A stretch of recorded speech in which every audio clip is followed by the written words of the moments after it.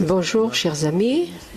Comme d'habitude, c'est notre cours de dimanche.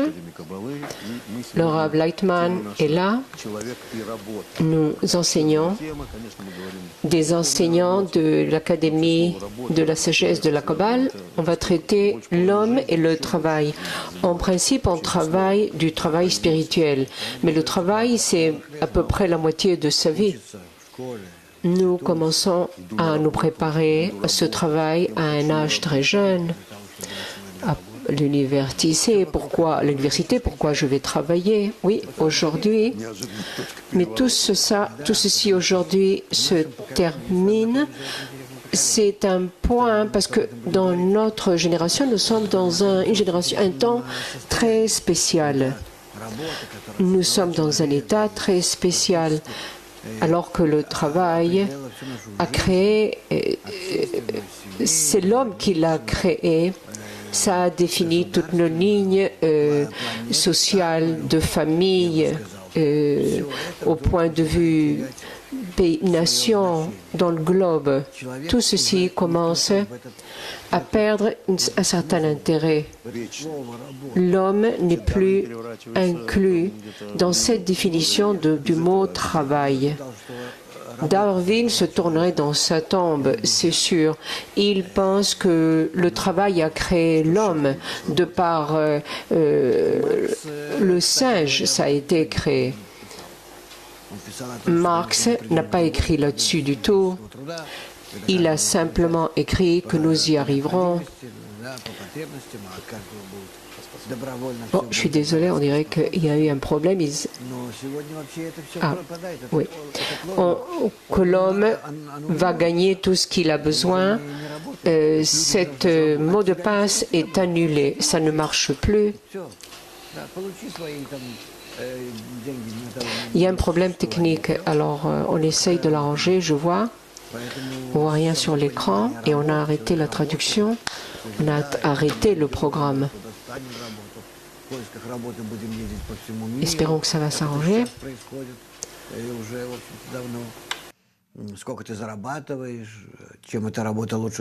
Combien tu gagnes? Un tel travail est préférable à un autre.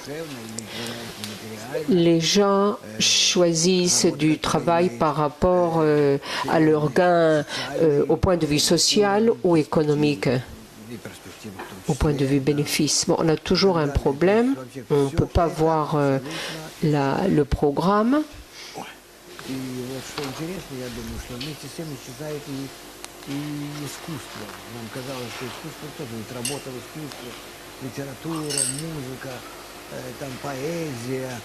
Кино даже, театр, это постепенно будет менять свои... C'est peu à peu.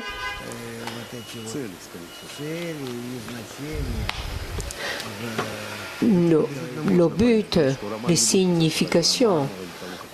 On peut comprendre qu'ils ne vont pas écrire ça pour un roman. Personne ne va lire puisque l'humanité change, les buts aussi.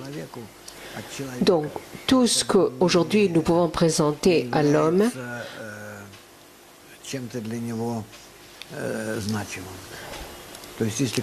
ça ne compte pas à ses yeux.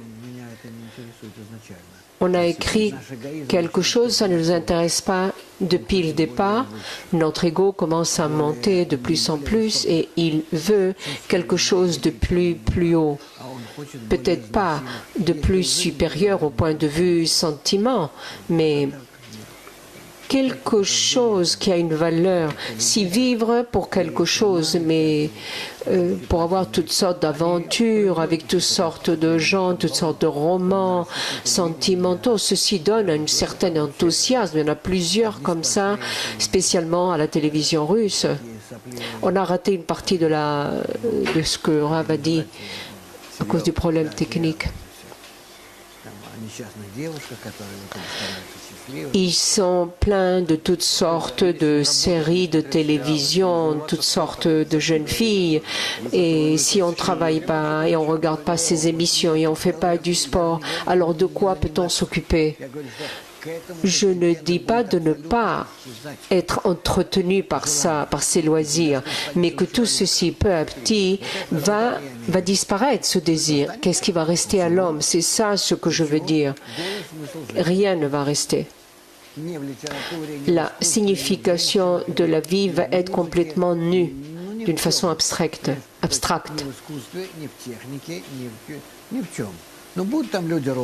Il y a beaucoup de technologies, mais rien d'autre. Les gens vont rester... tout ceci va travailler pour le bien de l'humanité. Disons, si nous faisons ça d'une façon douce, mais qu'est-ce qui va arriver? Il n'y a pas de travail, il n'y a pas d'occupation, personne ne t'oblige à rien faire. Inviter quelque chose, c'est polluer encore plus l'atmosphère de la Terre. Hollywood crée encore des films tels sur le futur horrible. 11 000 films apparaissent par année. 11 000 films par année. C'est impossible de tout voir. Alors, à quoi notre nature nous pousse? Pourquoi? C'est sûr que les gens ne vont pas s'asseoir et penser. C'est impossible d'acquérir le besoin de la vie, la signification de la vie. On ne peut l'atteindre par le fait que nous créons un réseau de relations internes. Et c'est là que nous allons commencer à sentir ce monde nouveau et encore plus nouveau, de plus en plus haut, des mesures complètement différentes, des dimensions différentes. Il y a à nouveau un problème de technique, on n'entend rien. On se soulève vers des essences plus sublimes. Nos relations changent au niveau de contact interne, pas comme chez nous, pas par rapport à notre raison. Tout change en un corps. Nous sommes déconnectés. En plus de nos corps, de tous ces systèmes, va s'ajouter un lien mental, spirituel. Et c'est là que nous pourrons sortir vers un autre monde. Nous allons passer aux questions. Que veut dire travail? Qu'est-ce que c'est que ce travail interne de l'homme? S'il n'y a pas un tel travail, l'extériorité, qu'est-ce que c'est que ce travail? C'est un travail spirituel qui appelle à faire des efforts contre ton désir.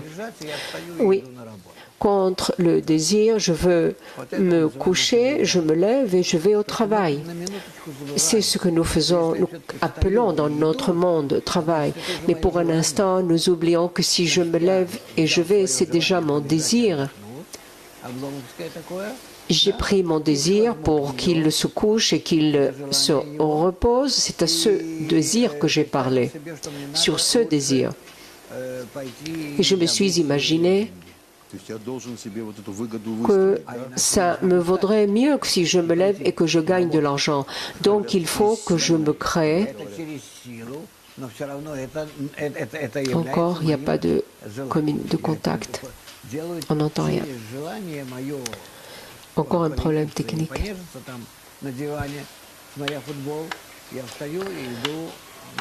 C'est pas intelligent de rester allongé sur le sofa, de regarder la télévision. Bon, on n'entend rien encore. Это могут быть спортсмены, художники, работяги, неважно кто и как. Если человек может превозмочь себя и выполнить что-то, то это называется его материальной физической работой. Он не может, значит, надо подойти к нему с плеткой, и он захочет. Oui, То есть, il y a un problème technique. Voilà, maintenant ça va.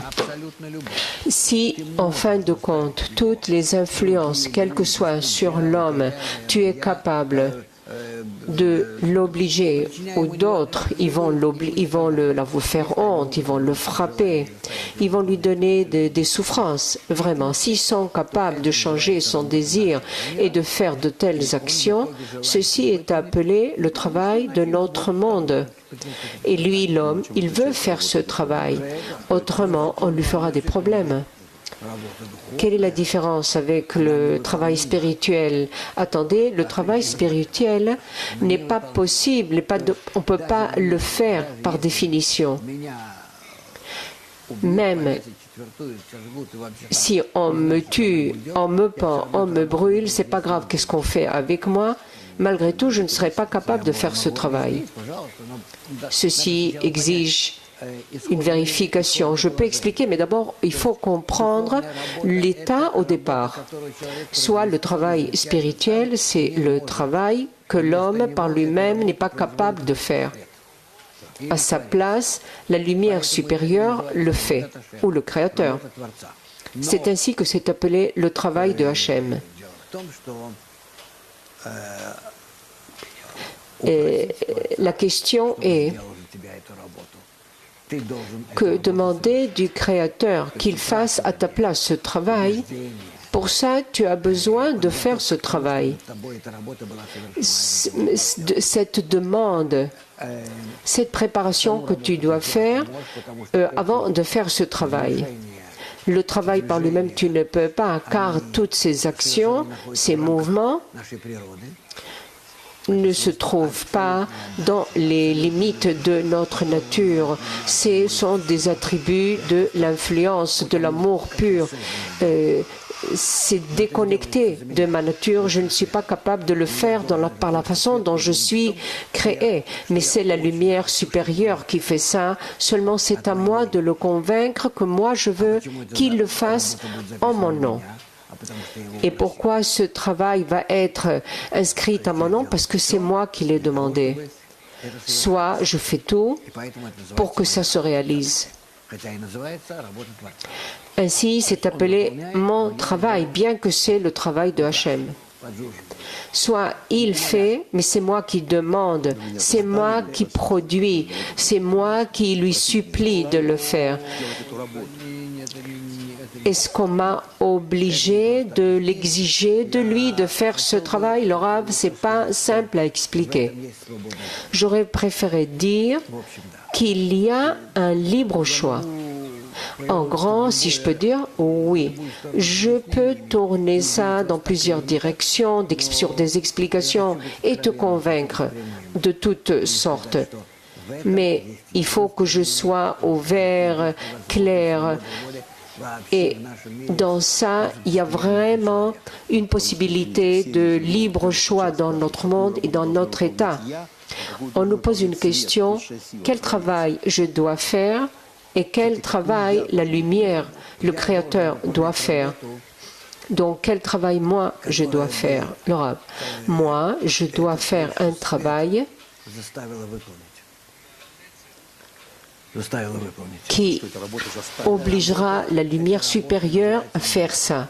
Que le travail oblige, ce travail est appelé prière, demande. Soit je dois vouloir vraiment faire un tel mouvement que je ne suis pas capable de faire de façon naturelle. La tête m'annuler complètement. C'est notre nature. Sans société, c'est impossible puisque notre nature est complètement inverse. Cette possibilité est appelée la lumière supérieure, la lumière de miséricorde, chassadim. Et je peux donner, ou bien je peux donner de moi-même sans exiger rien. sans que je cours ou que je cherche une rémunération quelconque. C'est seulement si la lumière supérieure agit sur moi.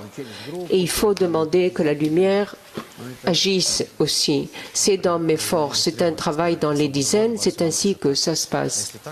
Sur le libre choix, Bala Sulam écrit, si c'est ainsi, où est mon libre choix sur mon désir? Si j'ai pas ce libre choix, donc chacun est comme une machine qu'on oblige à travailler, ce qui veut dire que chacun est inclus dans une sorte de prison par la surveillance sublime. On nous pousse vers là où on veut, donc on n'a pas de vie. C'est vrai, le Rav dit, l'homme n'a pas de libre choix. C'est un recueil un nombre de désirs. On attire vers nous des influences positives ou négatives.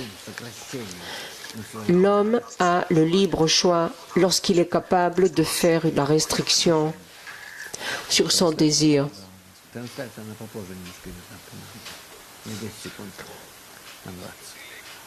Il y a un certain retard dans la transmission, donc il n'y a pas de libre choix. Il ne commence que lorsque la lumière supérieure agit et il me soulève au-dessus de ma nature. Alors je suis capable de travailler avec l'attribut de l'influence envers l'humanité, envers les autres, sans recevoir aucune rémunération, sans aucun besoin de courir et chercher aucun avantage, quoi que ce soit. C'est un attribut spirituel qui apparaît en nous grâce à la lumière supérieure. Il nous vient seulement si nous l'attirons de façon juste. Ça veut dire d'être dans le cercle avec des amis, étudier certains textes, essayer constamment de travailler dans ce lien entre nous. Il y a une question? Oppresser le désir égoïste, est-ce que c'est un travail spirituel? Oppresser un désir spirituel par un autre, quelle sorte de travail spirituel c'est? C'est comme être dans un chouk, dans un marché. Opprimer un désir de recevoir, disons, je voulais aller voir du football et ma femme, elle me dit, il faut que tu ailles faire des achats et je pense, est-ce que je regarde le football ou bien je vais acheter ce que ma femme veut, des pommes de terre. Si je ne vais pas au marché, je peux dire que les enfants vont être affamés, ma femme sera furieuse, ça va me coûter plus. Donc je fais un calcul et je me dis, je rate le football, mais je vais faire les achats. C'est sûr que c'est un calcul égoïste, mais on ne peut pas, même nos tendances les plus supérieures, tout est égoïste. Qu'est-ce que c'est faire un travail égoïste sans faire de calcul? C'est impossible. Pas pour sentir. C'est juste un exemple, comme je ne peux pas donner d'exemple. Disons, moi, je transfère une partie de mon salaire à ceux qui sont affamés en Afrique. Personne ne sait là-dessus.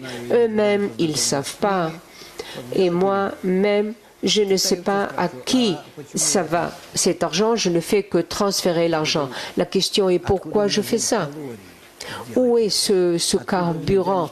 D'où j'ai ces calories? D'où me sont venues ces calories pour vouloir faire ça? Ce qui veut dire, si nous, en fin de compte, nous sommes un grand désir de recevoir, de jouir, ce qui veut dire que je reçois un certain plaisir de ça. Autrement, je n'aurai pas de force de faire le plus petit mouvement. Encore, les molécules, les électrons ne pourraient pas circuler dans notre corps. Si nous ne nous imaginons pas quel est le bénéfice, et ce bénéfice tant elle est pas matérielle, ce qui veut dire psychologique, sentimentale, ça peut nous donner beaucoup d'énergie.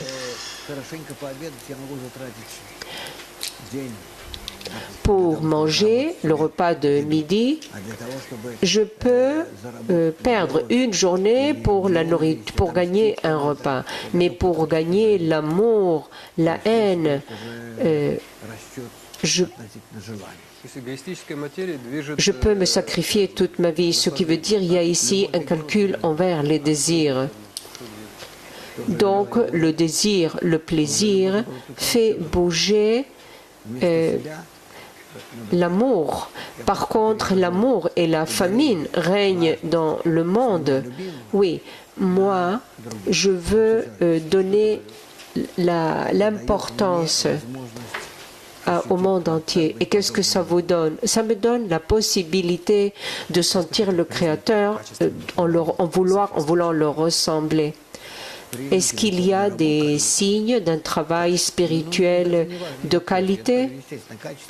Ça, c'est pas de différence s'il est de qualité ou pas. C'est par rapport à quelle lumière je reçois.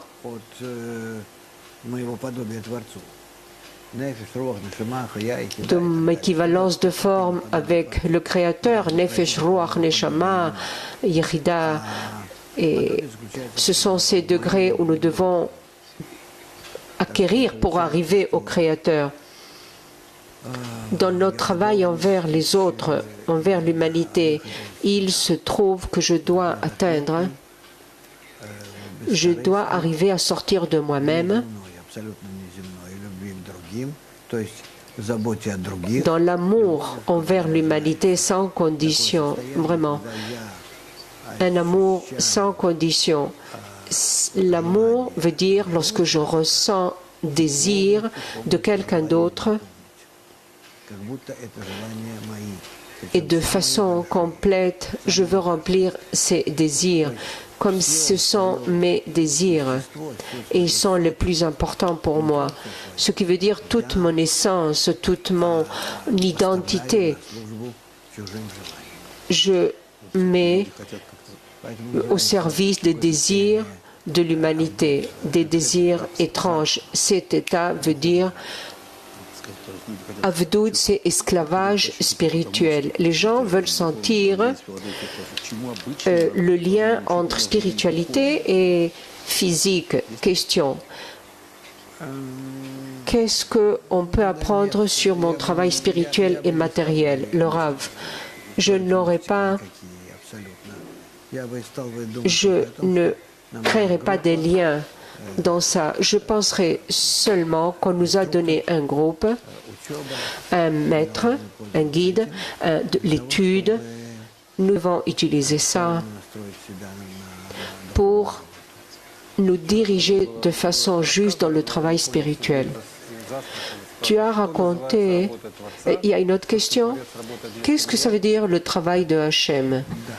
Que le Boré travaille à ma place? Oui.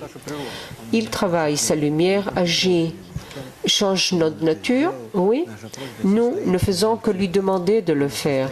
Notre demande est composée de deux parties.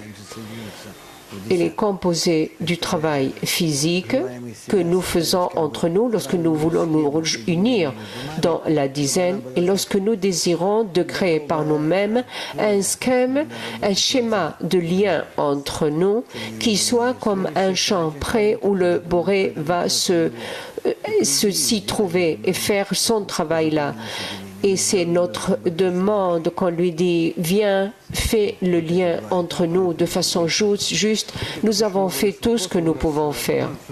Et c'est ça notre travail. Il y en a plusieurs questions.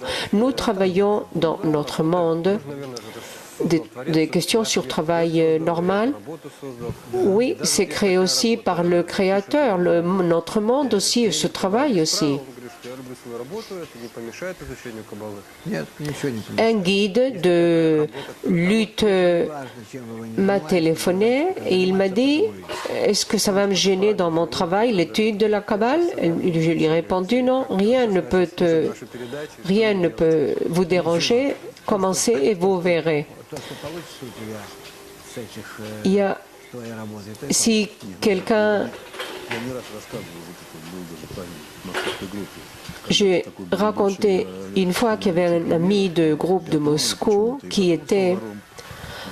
Il était un louf, un excellent dans un certain sport, et puis il est devenu...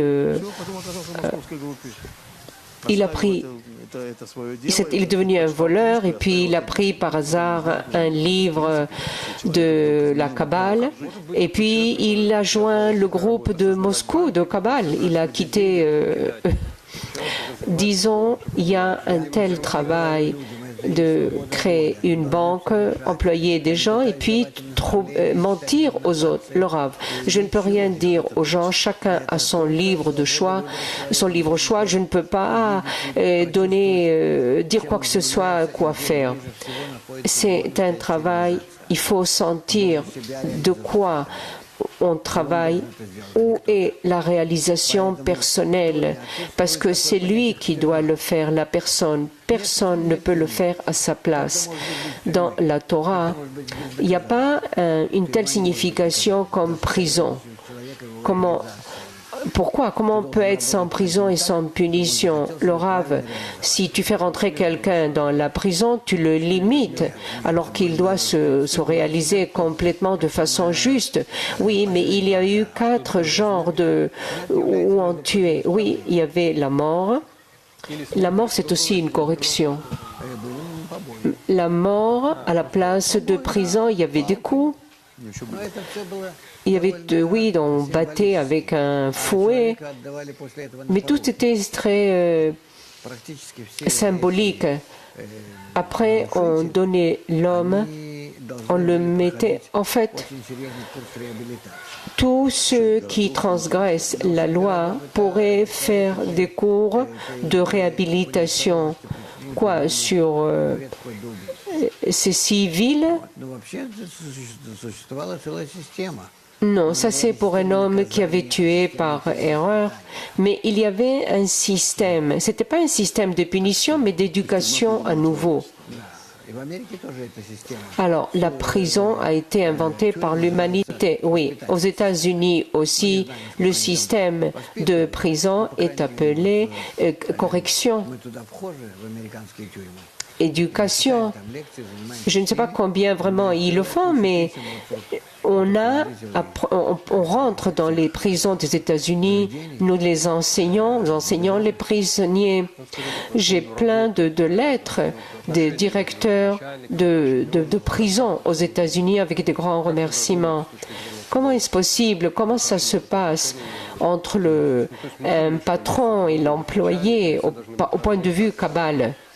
Est-ce qu'il faut qu'il y ait un patron au travail où tout le monde doit être égal par rapport à la Kabbale? Oui, disons des gens qui travaillent ensemble.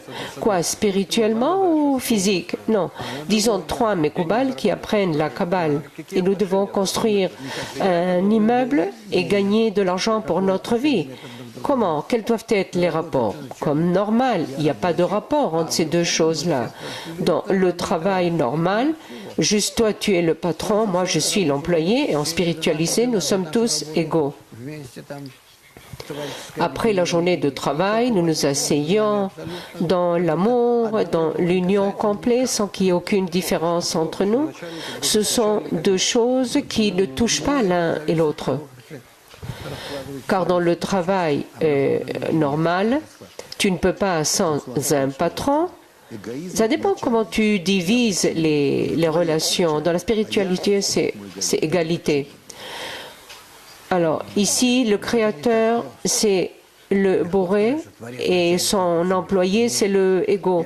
C'est pas facile de dire « je suis l'employé du créateur, le créateur est mon patron ». Non, moi, je dois faire, avec mes amis, nous tous ensemble, un système tel de relations entre nous. Et dans ces relations, nous pourrons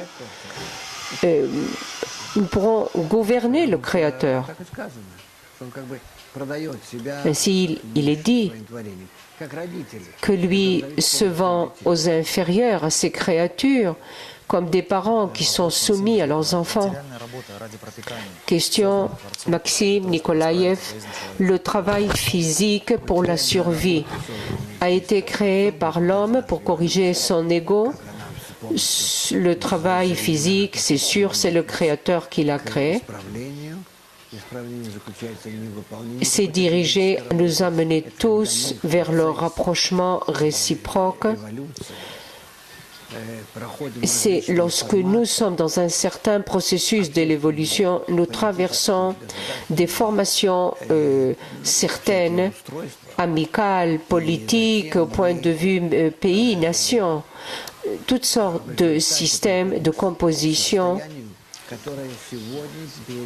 Et en fin de compte, nous arrivons à une situation où le monde, aujourd'hui, il ressent pour la première fois depuis des milliers d'années, depuis l'existence du monde, depuis l'existence de l'humanité, dans sa forme égoïste. Aujourd'hui, elle commence à terminer cette forme égoïste, à la perdre. L'argent va perdre sa valeur. Le travail de l'homme dans ce monde n'aura pas aucune valeur, il n'y aura pas de travail, il n'y aura pas de travaux. En même temps, la division de l'humanité en riches, pauvres, faibles, ça va perdre ses limites. Et cette hiérarchie, enfin, tout ce qui a été créé par l'ego dans la société humaine, tout ce que l'ego a créé et a brisé en petits carreaux, tout ceci va se troubler, va perdre de sa valeur, de son poids. C'est pourquoi le travail, ce poids de la signification, tout ceci a été créé basé sur l'ego, par l'ego. Et ce travail va disparaître. Mais les riches et les pauvres vont continuer. Non, comment pourra-t-il y avoir des riches et des pauvres? Aujourd'hui, il y a une très différence dans ces classes de la population que de toute l'humanité, il ne peut y avoir que quelques milliers de personnes riches, tout le reste va être pauvre. Oui, mais qui va soutenir cette robotisation? Qui va créer ce logiciel? Ce seront des riches? Non, ils seront aussi esclaves de ces robots. Ah oui, mais à qui tout ça va appartenir? Ça va être un petit groupe de gens, alors que tous les autres milliards vont être en bas. Ainsi, l'humanité ne pourra pas survivre. Je ne parle pas de toutes sortes de socialisme ou communiste, altruiste, toutes sortes de je ne sais pas quelle couleur. La nature par elle-même va nous pousser à une union. Ainsi, nous passons ces situations de division, de dispersion de l'humanité seulement pour comprendre qu'il n'y a plus de place à ça. Où ceci nous mène? Je vais vous dire quelque chose simplement. Si nous sommes capables aujourd'hui, sans rien demander, de nourrir les humains, les vêtir, même leur construire des maisons, ce n'est pas un problème tout ça. Il n'y a pas de valeur.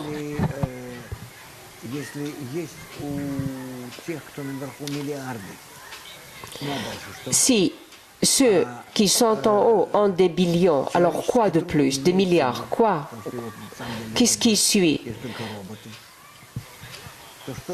Ce fardeau humain, qu'est-ce qui va rester à ces milliers qui vont résister et être supérieurs? Ils vont jouir? Bon, jouissez. Et ça te dérange que tes frères qui sont inférieurs jouissent? Tu ne pourras pas les détruire, c'est un problème. En fin de compte, ce n'est pas important comment nous pensons. L'essentiel dans la sagesse de la Kabbale, la nature va nous pousser en connaissance vers un état où nous allons être obligés de comprendre que la seule chose, c'est l'union entre les humains, parce que ce n'est ni l'argent, ni le ego, ni le salaire rien de tout ça ne pourra pas nous mener vers le succès. Le succès passe dans une autre dimension. Ça arrête d'être hiérarchique. Ça va être de l'extérieur vers l'intérieur. Celui qui va travailler plus vers l'union, il va attirer de la nature cette énergie sublime, l'harmonie, comparaison avec la nature. Ces mêmes personnes, ce sont elles qui vont les importantes, les riches, les forts. Mais ceci n'arrivera que dans la mesure où l'humanité va comprendre que le vrai bonheur est le lien entre eux. Soit l'homme va passer vers l'union, mais pas comme ce travail qui a existé pendant des milliers d'années. C'est ça le travail de l'homme, oui. Est-ce que l'homme va être heureux ou pas? C'est sûr. L'homme, il y aura toujours cette séparation supérieure et inférieure, mais dans des critères différents. D'après quoi? D'après ce qu'ils vont investir sur l'union. Ils seront plus heureux, non seulement plus heureux, mais plus honorables, plus estimés. Ceci restera, oui. Ce n'est pas que ça va rester aussi, mais il y aura une grande concurrence. Bien sûr, pourquoi pas? Alors, des films, du théâtre, tout va rester. L'art, c'est sûr, obligé, car l'art va exprimer la nature de l'homme. Donc, cet art, en cours, tout ce qui va exprimer le potentiel spirituel va rester. Tout le reste va rester aussi pour détruire notre animal, seulement pour le nourrir, l'habiller et la laisser survivre. Stanislav Madrid demande quelle est la différence entre le travail en connaissance et sans connaissance. Le travail sans connaissance, c'est ce que nous faisons aujourd'hui. Lorsque je veux, qu'est-ce que je veux? Je veux vous apporter du bonheur. Tous, vous faites le travail de Hachem de façon automatique, de façon, même sans être en connaissance de cause que vous le faites. Qu'est-ce que ça va vous donner? Connaissance veut dire que vous commencez à participer de façon par vous-même, en connaissance, dans la pensée, dans la pensée à l'avance. Et alors, où est-ce que vous vous trouvez? Quelle est la différence entre un petit enfant et un adulte? On ne parle pas de sa force physique.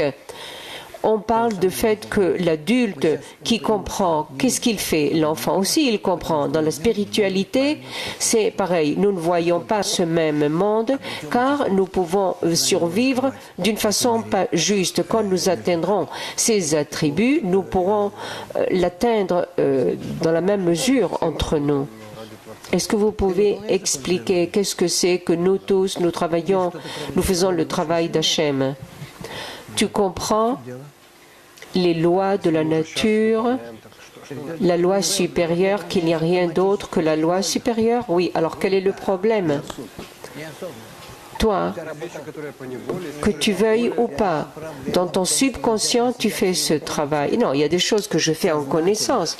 Oui, mais tout le travail est de prendre toutes les fonctions du Créateur en nous.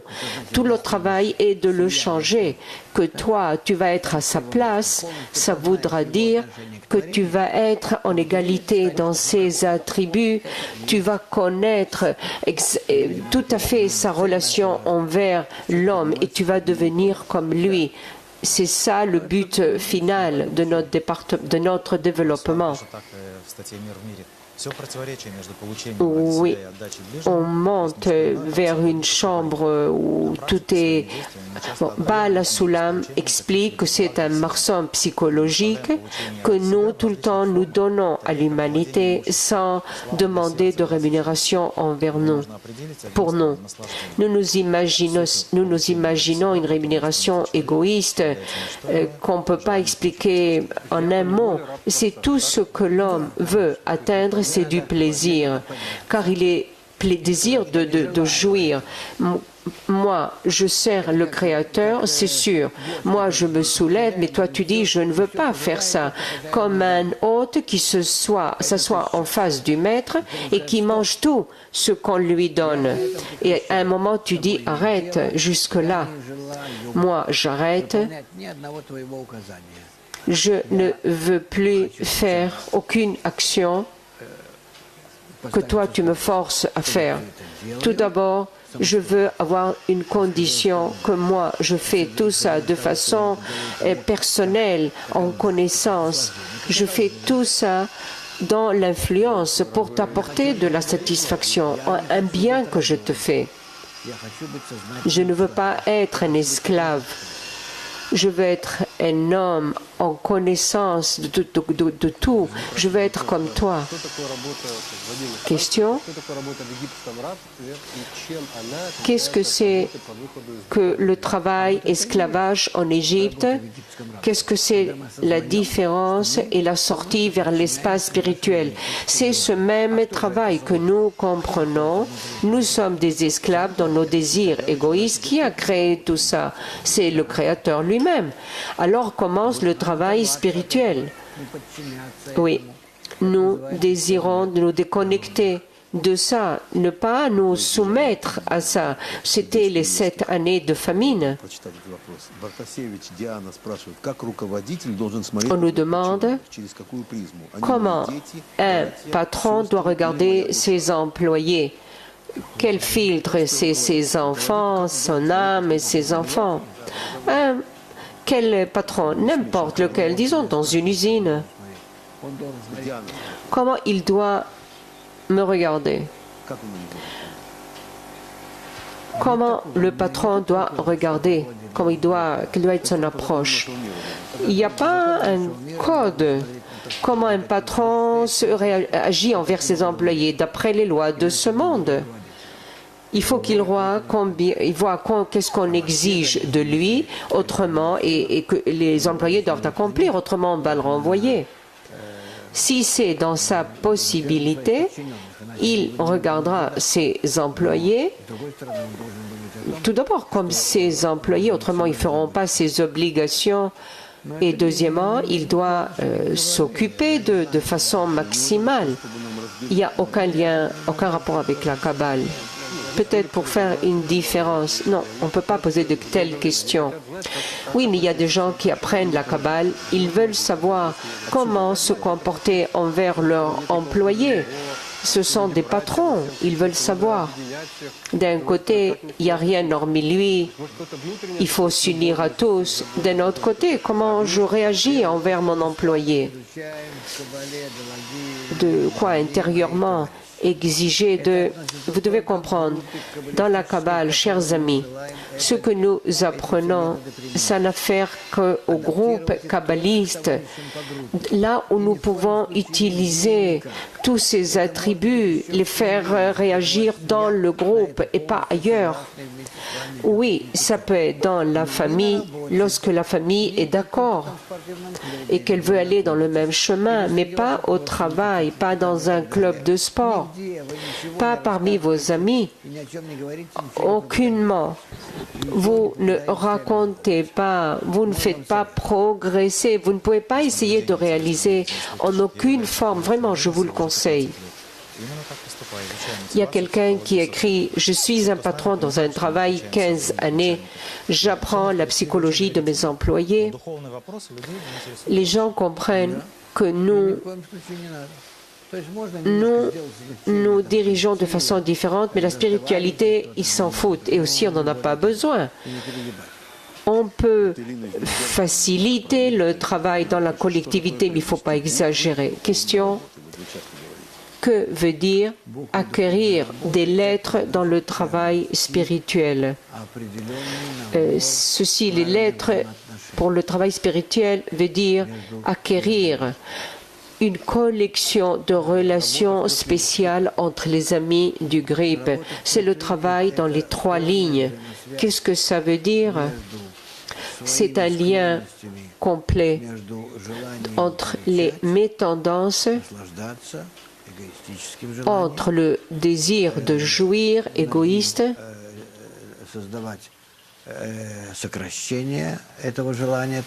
au-dessus, faire le tzimtzum sur ce désir, pas sur le désir lui-même, et alors travailler dans la ligne droite, ce qui veut dire recevoir la lumière supérieure, le réaliser à l'intérieur de nous comme un attribut d'influence.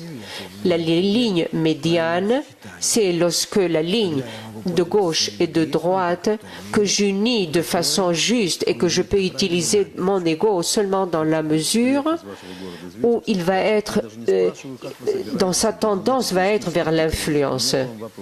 Je ne demande pas comment tu veux unir ces gens égoïstes. Ma question est pourquoi on doit les égoïstes. C'est le lieu du mal dans le monde. Nous n'unissons pas des égoïstes, aucunement. Nous unissons des gens dans des groupes petits et pas tous, mais seulement ceux qui sont prêts à ça.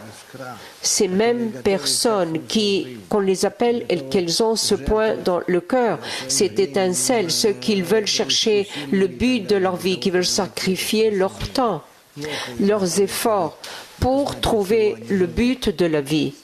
Parce qu'ils souffrent sans cette connaissance de savoir pourquoi ils vivent. C'est ces gens-là que nous invitons. Et on crée avec eux des petits cercles, ce qui veut dire ces dizaines. On leur donne une méthode que dans cette dizaine, ils pourront ainsi s'annuler et s'unir entre eux pour que le Créateur commence à être senti parmi eux. Cette dizaine, c'est ce cli de sensations, de toucher, de sensations spirituelles nouveaux où on peut sentir l'attribut de l'amour, de l'influence appelée Boré. Le reste des personnes, nous ne les invitons pas à ça, nous ne les attirons pas. On ne peut pas les guider dans ça.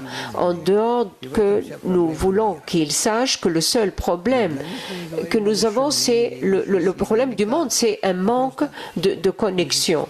Mais nous ne leur parlons pas de la force supérieure, du monde supérieur. On leur dit seulement, on s'assoit dans des cercles, nous nous libérons maintenant, nous devons nous organiser et alors le monde sera meilleur. Autrement, ce monde sera plein qui vont se dévorer les uns les autres. Alors voilà, c'est ça ce que nous essayons de faire, de créer des dizaines qui sont composées d'humains qui veulent connaître le sens de la vie et qui veulent l'atteindre. Le reste des personnes vers une sorte d'amitié, une bonne amitié, et leur enseigner peu à peu comment dans ces organisations ils peuvent chercher de meilleures situations, mais pas spirituelles, car ils n'ont pas ce désir de spiritualité.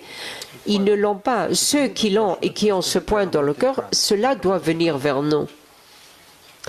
Vous pouvez expliquer le travail avec le massar, avec l'écran, comment ça marche? Le massar, il travaille de sorte qu'il ne permet pas à la lumière supérieure de pénétrer, puisqu'il arrête la lumière de rentrer dans le désir. La lumière supérieure, on commence à avoir cette influence vers la lumière supérieure sur ces désirs que j'ai.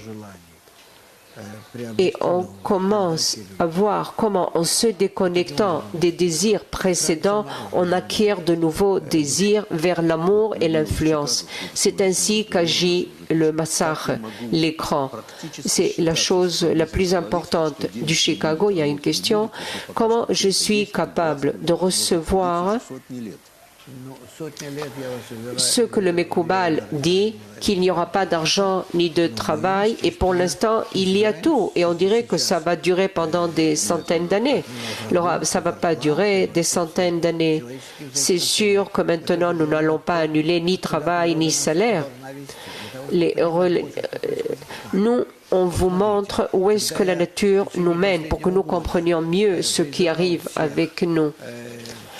Pendant l'année dernière, j'ai demandé à tous pour qu'ils choisissent, ils votent pour Trump. Les amis de Chicago, j'ai dit partout que c'est quelqu'un qui peut sauver le monde et les États-Unis et nous guider vers la loi, vers la paix, et ainsi de suite. Qu'est-ce qu'on me répondait? Pas du tout. Qu'est-ce que vous croyez? Il n'y a aucune possibilité. Vraiment, un mois avant les élections, même moins, 2 semaines avant les élections, 10 jours, 1 semaine, ils m'ont écrit et ils me disaient: oh, tu dois avoir honte, tu es un mécobal, tu dois parler du futur, pas montrer à tous que tu es ainsi. Bon, c'est vrai, tu as été prudent, tu as dit qu'il y a plus de possibilités. Oui, parce qu'autrement, on m'aurait tué. Non, je ne veux pas dire que je devine je suis un devine dans des choses pareilles. Ce que je veux dire, je comprends les perspectives du monde. Et dans cette compréhension, je vois que lui était plus proche que les autres. J'ai écrit ça dans mon article. Lisez mes articles en anglais dans le Jérusalem Post et aussi dans le journal Haaretz. Il y a 2 journaux en anglais où sont publiés mes écrits toutes les semaines. C'est là que j'écris. Nous avons d'autres sources aussi. Oh, il y a aussi en russe. C'est traduit. En cours. Ce n'est pas que moi, je peux dire, je savais que Trump, non, je ne le savais pas. J'ai simplement dit que cette personne va par rapport à la nature. Donc, il sera mieux si il est élu. Car lui, il va nous amener par la Achishena dans la juste façon au but, alors que Clinton va nous mener vers le mauvais chemin, vers la guerre. Donc, la compréhension du développement de l'humanité, c'est ce que nous avons besoin. Nous devons expliquer à tous, puisque ça nous concerne tous. Ce travail spirituel n'atteint que ceux qui ont ce point dans le cœur et qui doivent trouver le goût de leur vie. Nous détectons ces amis, nous les enseignons séparément. Vous croyez qu'il y en a encore plus de personnes comme ça, quoi, avec le point dans le cœur? Je ne crois pas des centaines, mais je crois que dans le monde, en grand, si on peut bien chercher combien il y en a dans le monde, je crois que nous pouvons trouver peut-être quelques milliers. Depuis le départ, nous disons que tous ont le point dans le cœur, oui, mais nous parlons d'un point dans le cœur qui se révèle, qui fait sortir l'homme de lui-même. Il ne peut pas être contre, c'est ça le point dans le cœur. Tous les humains l'ont. Gleb, question, quel est l'important dans le travail spirituel de l'homme? Le Rav? Comprendre le juste lien entre études, groupe, le Rav, le guide et le Créateur, le Boré.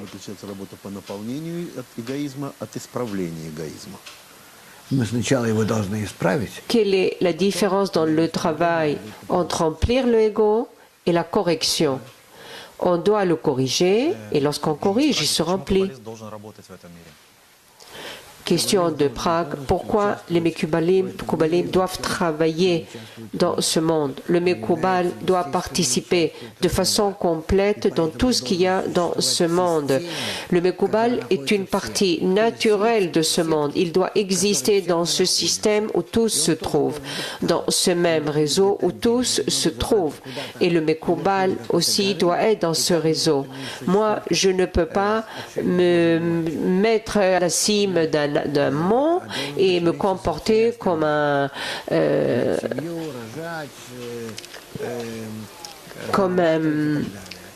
sacerdote, et il faut que je gagne de l'argent, que je fasse tout.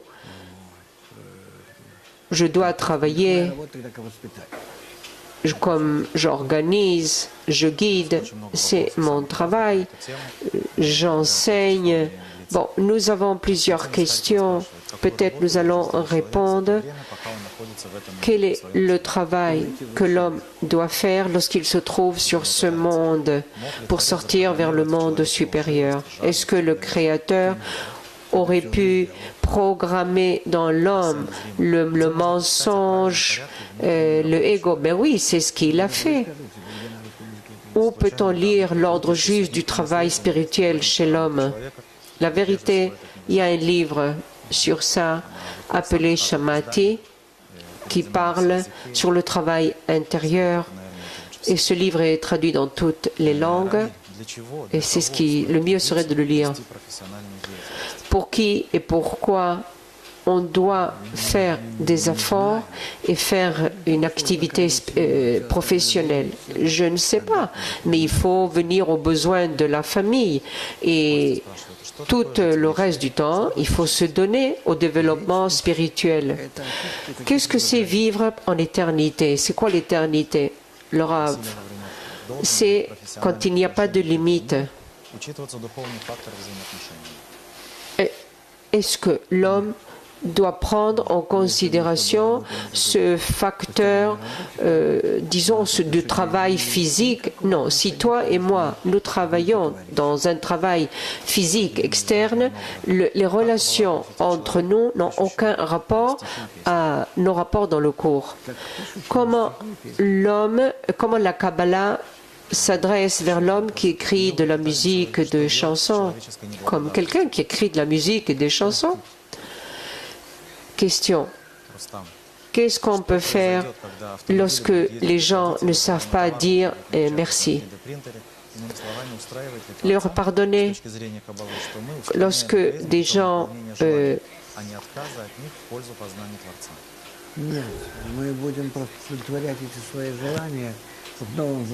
est-ce que le Créateur va être heureux?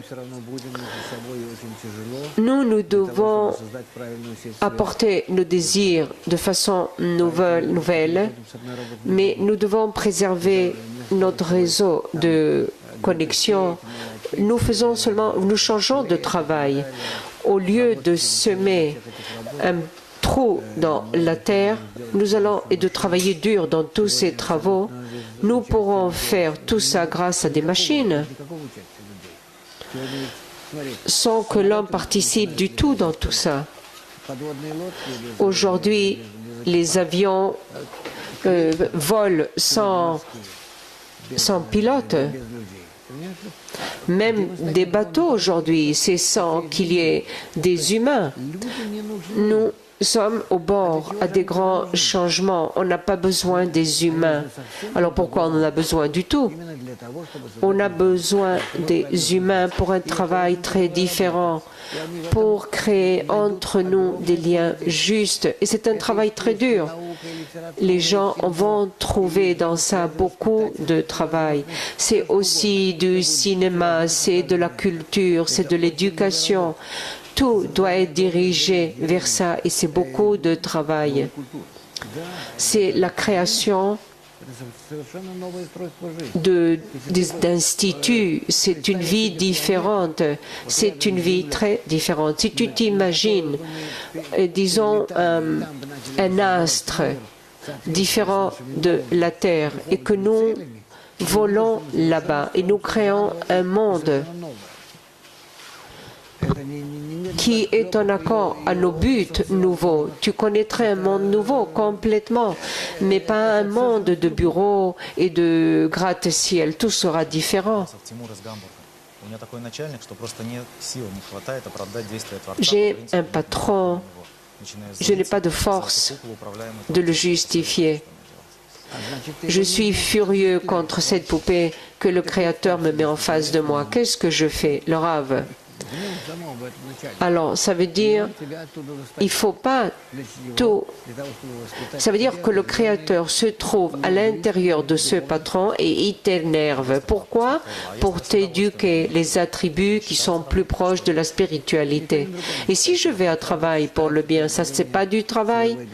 Rien de ça n'est appelé travail. Le travail est de prendre le dessus sur ton égoïsme grâce à la lumière supérieure. Si c'est possible, quelle profession est préférable de choisir pour la nouvelle génération? J'ai des enfants, je veux les diriger. Le Rav, je crois que la meilleure des choses, c'est l'éducation. C'est une profession d'éducation, ça inclut tout, c'est le caractère, c'est toutes les professions. En dehors d'éduquer l'homme, on a besoin d'hommes. Je vous souhaite le meilleur. Nous avons aujourd'hui une yeshiva Traverim, réunion d'amis mondiale. Je vous souhaite que vous participiez, vous tous, soyez tous présents. Venez, vous n'avez pas à attendre exprès le cours de dimanche. Au revoir à tous.